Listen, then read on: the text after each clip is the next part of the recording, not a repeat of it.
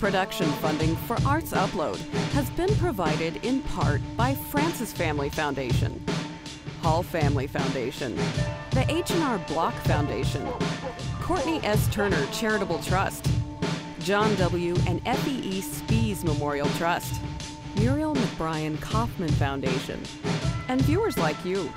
Thank you. Hi, I'm Randy Mason. And I'm Maris Aylward. The postseason is here, and so is another edition of Arts Upload. This week, you'll meet the creative team who's helped light the fire for our home team. Plus masterpieces in chalk and timepieces from Nile. Those stories and more ahead on The Upload.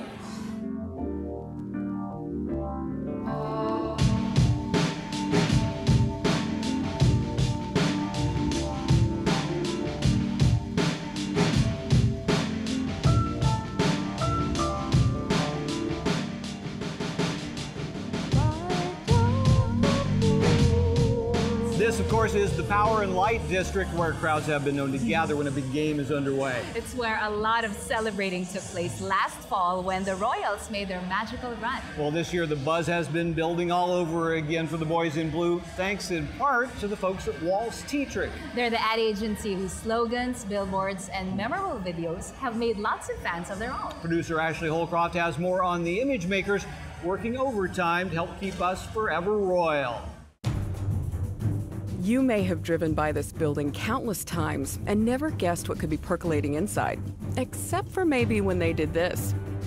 And with a step inside, it's pretty clear what their motivations are, as seen here in one of their teaser videos for the internet.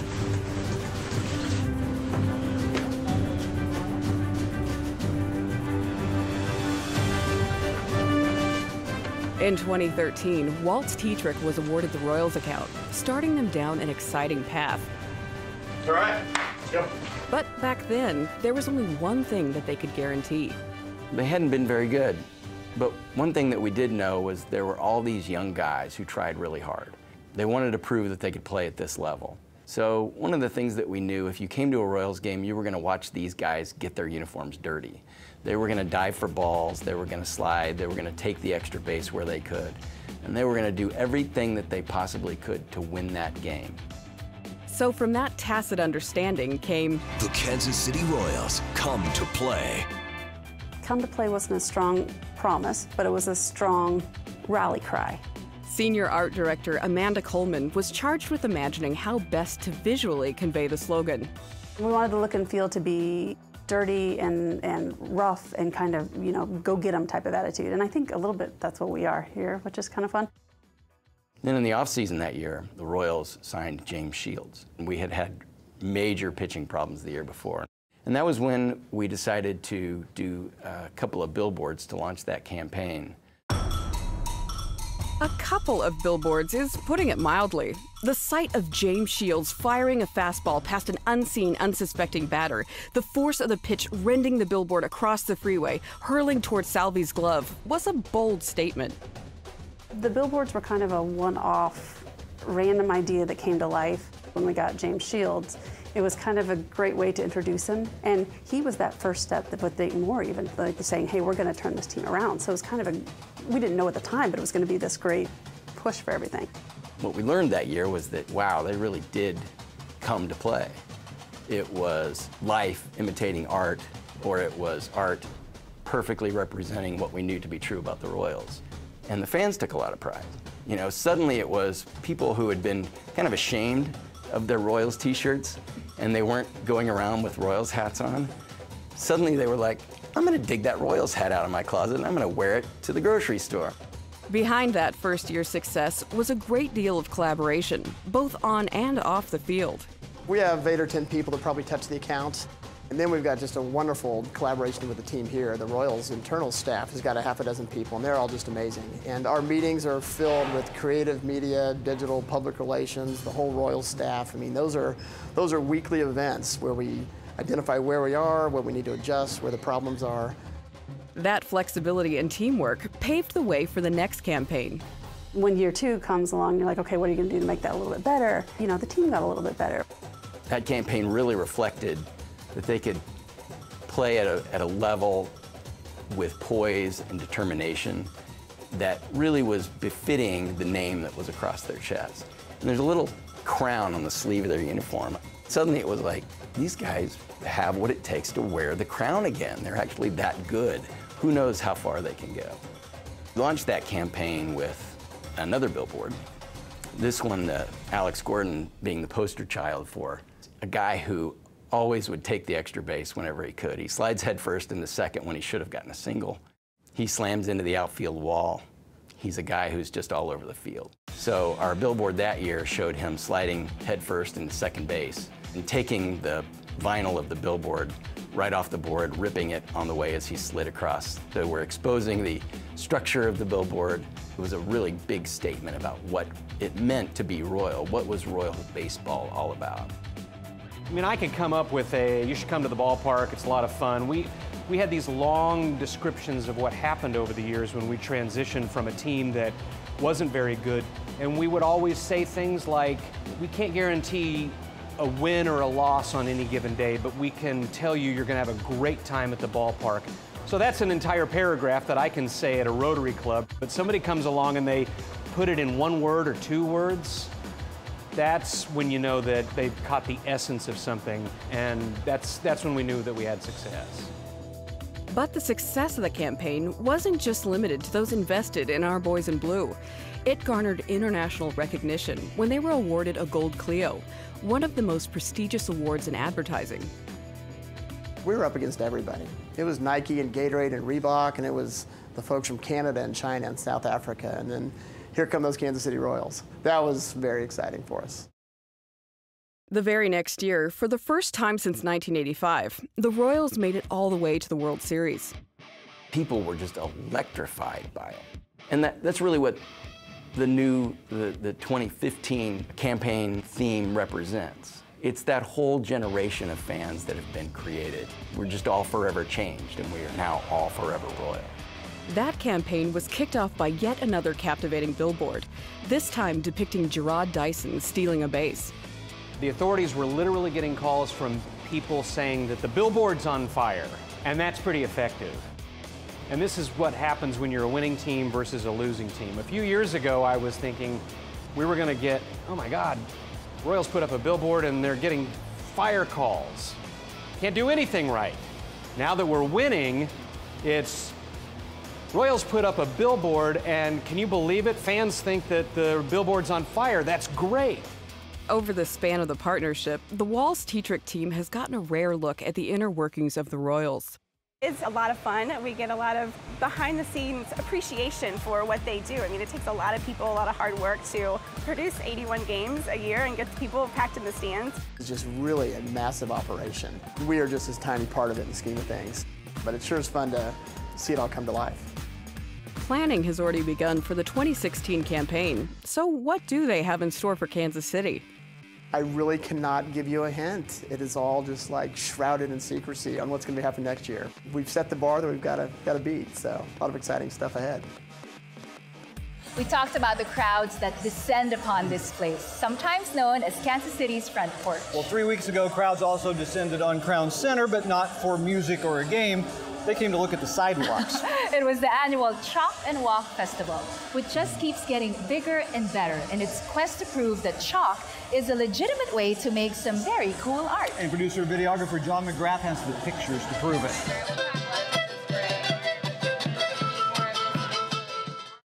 We're having our 8th annual Chalk Art Festival called Kansas City Chalk and Walk. And we have an unbelievable crowd. We have over 60 chalk artists from the area. We also have three-dimensional chalk artists from out of town and a vertical muralist. For the first year, we have a vertical muralist. Meet lots of new people, enjoy the weather, and have great art fun. Well, it's important to the city because it's a free chalk art and performance festival. Everybody in the city can enjoy it without having to pay a ticket. It is our 8th annual festival, and we're just enjoying every single minute of it. But Daggles, they got a long ways to go. We'll come back later.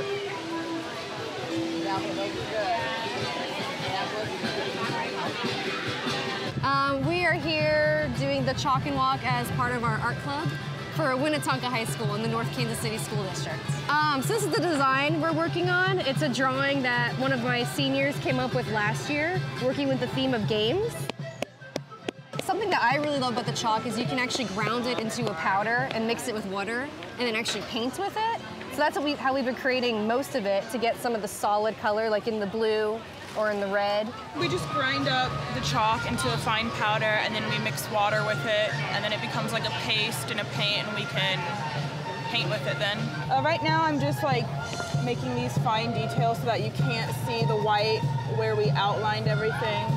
And right now I'm just like fixing everything up so that it looks a lot cleaner and more precise. I'm using crushed up chalk and water to make the chalk look more smoother. So I'm getting to meet a lot of new people and get more experiences that I would normally not get.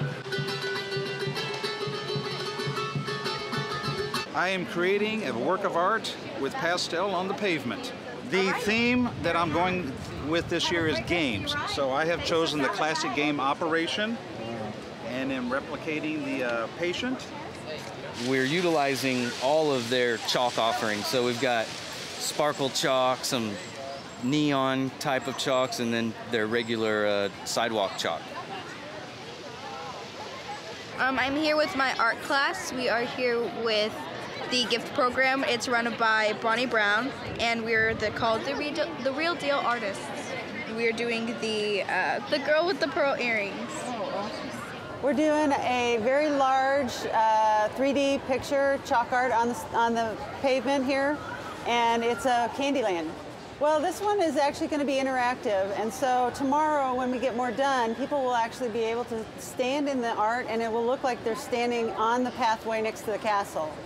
So it's very interactive and fun for the kids. And we've actually got quite a bit done so far, and we're doing really well. So.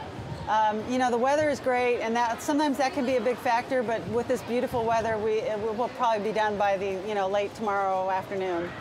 It's almost metaphysical, like the impermanence of chalk and the history behind chalk painting and being able to let something go, spend so much time making something so beautiful, and then to be able to let it go at the end. So here's the drawing, and then here's the grid over it. And then the white marks that I get on there, I'm using the grid for relationships with one item to the next as a way of getting it to lay down. So we all turn out together every year and team up, and with me being gone from school, it's a nice opportunity for us to all to get together and make some art. What's important about chalk art is that it's not permanent, and a lot of people just come and do this for 2 days, and they know that it might rain and it might be power washed at the last minute, but they love the whole idea of showing off their art skills. Okay, we admit it. The chance to follow a baseball team into October gets everybody kind of giddy, even watchmakers. In case you didn't catch it, Major League Baseball said that Ned Yost had to stop wearing his Apple Watch in the dugout. So Nile, Kansas City's luxury timepiece maker, saw a great opportunity. They crafted a special blue-faced edition for him, and he's been wearing it ever since. You didn't know there was a Kansas City luxury watchmaker? Well then, let's get you up to speed with his profile from KCBT's Show Me series. It really started with this hypothesis that we could build a luxury timepiece in America. And that's exactly what we did. It took us about 2.5 years from inception to launching the product. But we've been able to achieve that through what we just call American collaboration. You know, we've worked with companies that don't produce components for timepieces and have taught them how to produce components for timepieces.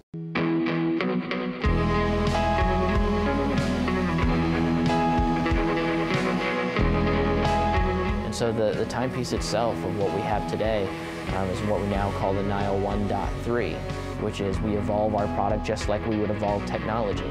You know, since launch, we've changed the bezel shape. We're now upgrading and modifying our own movements. We're doing a lot of great stuff that people have wanted us to have as a capability, and we're integrating it. We're working on the engineering, design, and finishing up for the Nile 2, which is our next product, which will integrate our first caliber movement called Caliber 1810, which will be the first American-based movement from a commercial perspective in a very long time.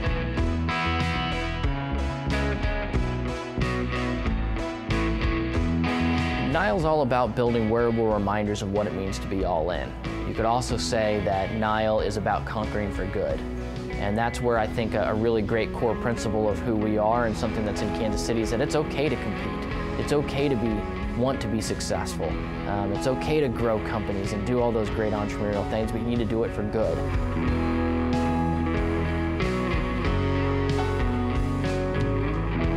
I really like the culture in Kansas City, and it's really, really tough to beat. And I've been all over the world, and every time I come back to Kansas City, there's something unique about here. You could say it's the humbleness, you could say that it's the focus on culture and family and food and that type of stuff, and I think it's a mix.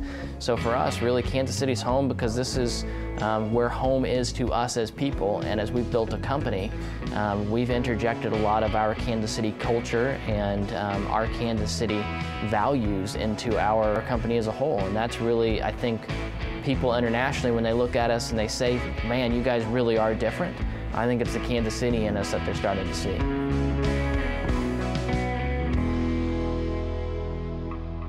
Are there limitations in Kansas City? Absolutely. It's not like Silicon Valley where you've got so much money and so much venture capital that someone with just an idea can go get funded for $1 million.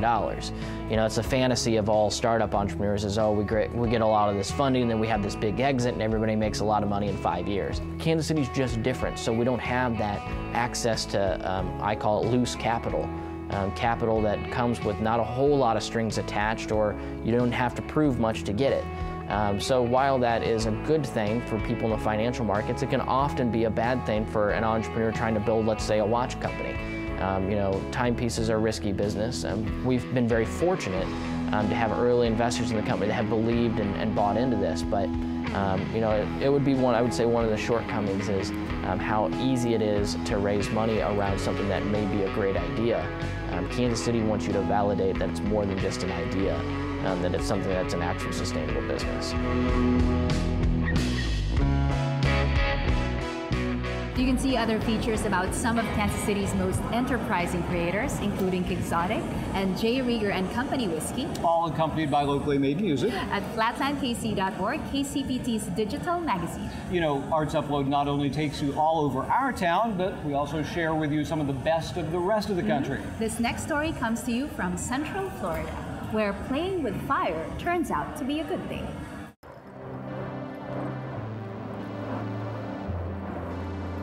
Usually people haven't seen fire performing at all, so sometimes they're like in shock. They're like, how do they not burn themselves? And you know, so it's exciting to see their faces. Radiant Illusions kind of started out of the need for all of us to sort of have a name to perform under. We all had aspirations of spinning more professionally. So to do that, you kind of need to be spinning under a professional name and be your own business. I think what brought this troupe together was just a common passion for the art and for wanting to create something as a group. A lot of us have been spinning individually, but coming together to do group choreography is a really cool and exciting exercise, and getting to do that in front of people is really great. I was addicted as soon as I started, because I was flowing before, but not the same as I do now. I didn't have like the sense of community. Part of like the beauty of practice and your art is that you get to show other people and bounce ideas off of them. So it's in the sharing. I think that there's this misconception when people meet fire dancers that it's a thing that's geared toward performance, and that's why you're doing it. But most people I know, they spin and they do fire performance for themselves in the same way that people go for a run or paint for themselves. Impressing people is nice, but I like to impress myself and see what I can do and push my limit. You know, I'm like, okay, I've gotten these things down, now let's see what else I can do. Looking at juggling and going, oh, whoa, that's like learning a new language. I want that challenge. That's very different from like the ego side of I want to look cool doing that thing.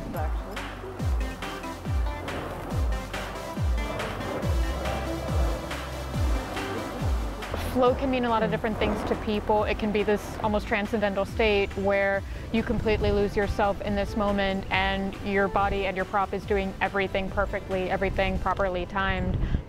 It's one of the things where we can kind of let go and play. It's an art that we finally craft and tune and perfect and put our all in. It looks really, really cool. Anytime you're spinning, you're technically performing. And when you're performing for fun, it's exactly what it sounds like. You're performing for fun. It's more like a practice. You can focus a little more on maybe trying a new move that you haven't done before, haven't felt comfortable with doing before. And then when you're performing for a client, you're just doing everything you already know you can do. You know, you're kind of playing it safe, but you're doing all the pretty moves.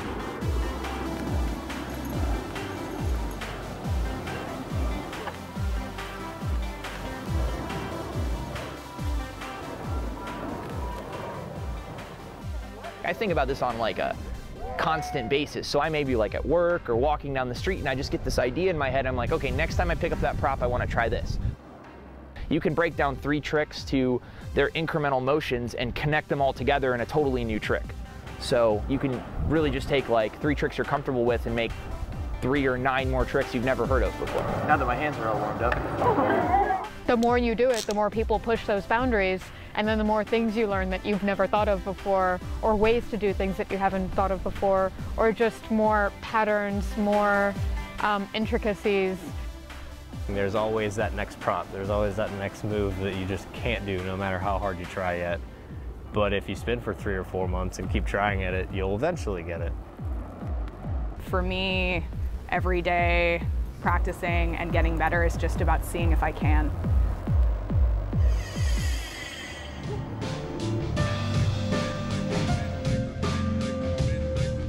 In a couple of weeks, we'll tell you all about a one-man, one-dog play called Bond. But for now, we'll close out this edition with a quick visit to Alexandria, Virginia, for an animal shelter and art show all wrapped in one.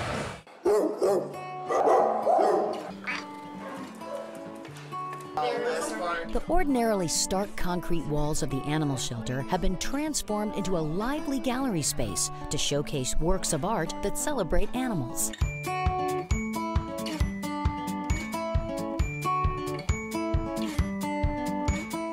About a year ago, I realized that we had a lot of empty walls here at the shelter. So we thought it would be a great opportunity to show art. And so we've coordinated and collaborated with Del Rey Artisans. They have been wonderful with us to help curate 3 shows so far. The featured artworks include a variety of styles, media, and subjects. All of the art on display is available for purchase, and proceeds from sales go to both nonprofit organizations. The Del Rey Artisans actually started about 20 years ago. Some friends that met walking their dogs found out they all shared this love for art, and they started Del Rey Artisans. It's an opportunity for us to open our doors to a new group of citizens who might not necessarily consider coming to the shelter. So we love having our open house. We show the art, and we also do tours of the facility. And people can purchase the art, and part of that purchase goes to the shelter as well as Del Rey Artisans. Also on display is a selection of pieces from Upcycle of Alexandria's Fervor project, which encourages students to create animal-inspired art using recycled materials. We're a creative reuse center, and we collect cast-off goods from businesses and residents. Many pieces that are featured in the show today were created by children in the out-of-school time program in the City of Alexandria Recreation Department. So we brought a buffet of materials, and they made mixed media 2D collage featuring dogs. This show highlights our interest in engaging the community at large in creative reuse. In addition, visitors can tour the shelter's facilities and meet the local residents. And if inspiration should strike, you can bring home an artwork, an animal, or both. And it's funny, the synergy, because the couple of receptions I've been to, people will come in to look at the art and they leave with a puppy. Yeah. Happens. Now we're just waiting for somebody to come in for a puppy and leave with art, yeah. And the puppy. The receptions are held here at the shelter. We usually do it from 7 to 9. and anyone is welcome to come in, view the art. We usually do about 2 tours during the evening, so anyone who wants to see behind the scenes at the shelter and see the animals is welcome to attend one of those. They're about 20 minutes, and we'll have wine and cheese. It'll be lots of people to meet. It's a great time. Well, if this was a playoff game, we would be in the bottom of the ninth. Just enough time to remind you this is Arts Upload, doing our best to prove that Kansas City is America's creative crossroads. Next week, the newest from Musical Theater Heritage and the Urban Canvas Art Project. Till then, from here in the PNL, I'm Mary Sales. And I'm Randy Mason. Let's go Royal.